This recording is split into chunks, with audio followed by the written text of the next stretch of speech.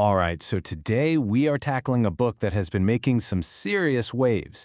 We're talking about Project Hail Mary by Andy Weir, who you'll know from The Martian. This book didn't just get good reviews, it landed a perfect 5-star score from a major reviewer.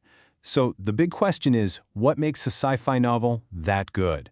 We're going to deconstruct this review and see if we can figure out the secret sauce for a modern classic. So right off the bat, the book hits you with this absolutely terrifying question. I mean, think about it. It's the ultimate high-stakes scenario, right?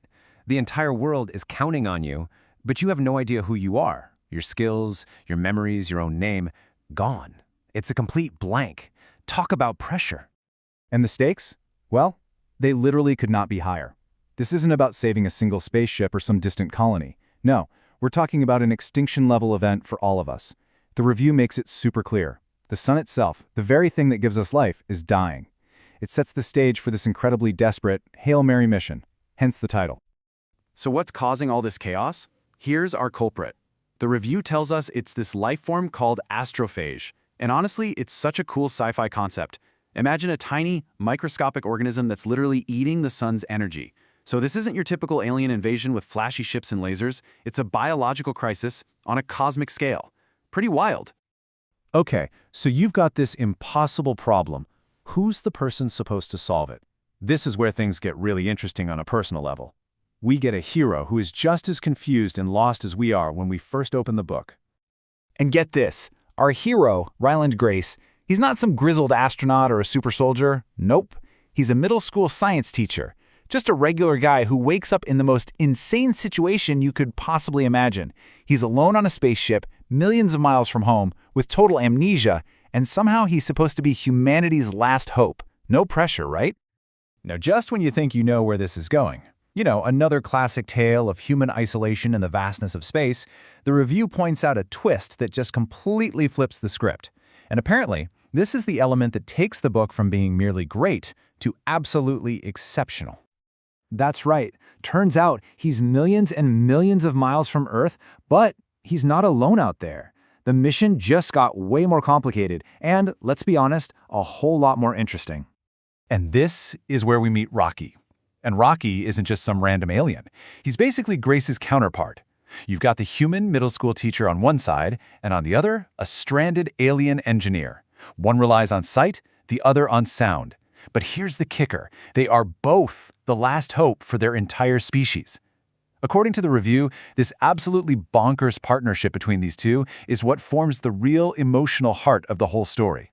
So how does all of this, the amnesia, the dying sun, the alien engineer, add up to a perfect 5-star rating? Well, the review actually breaks it down for us into 4 key ingredients for success. Let's dig into what they are. First up, the science.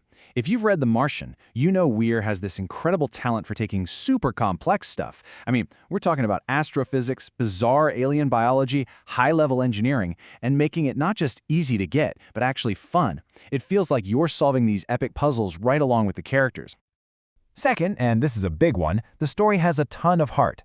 The review really stresses that the friendship between Grace and Rocky brings this warmth and emotional depth that you just don't see very often in hard sci-fi. It's the soul of the book. Third ingredient, the pacing is relentless. Apparently, this book just does not let you catch your breath. The reviewer describes it as one puzzle after another, one crisis after another that needs solving. Everything from fixing the ship to figuring out cosmic mysteries. That nonstop tension is what makes it a total page-turner. And last but not least, the tone. Look, with the fate of the entire planet on the line, this story could have been super grim. But the review points out that the narrator, Grace, has this really witty, funny voice that perfectly balances out all the doom and gloom. It adds this touch of humor that makes the insane pressure feel manageable and makes him so much more relatable. So let's pull all this together. What's the final verdict from the reviewer? I mean, it's clearly overwhelmingly positive, but to be fair, they do offer a balanced take by pointing out a couple of small things.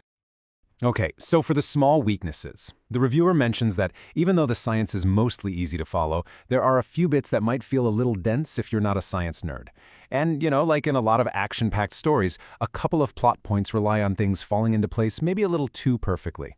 But they make it clear these are really minor nitpicks that don't ruin the experience at all. But even with those tiny critiques, the final verdict is crystal clear. A perfect score. 5 out of 5 stars. You just don't see that every day. That kind of rating tells you you're looking at something genuinely special. And this quote from the review really just sums it all up, doesn't it? A brilliant blend of science and storytelling.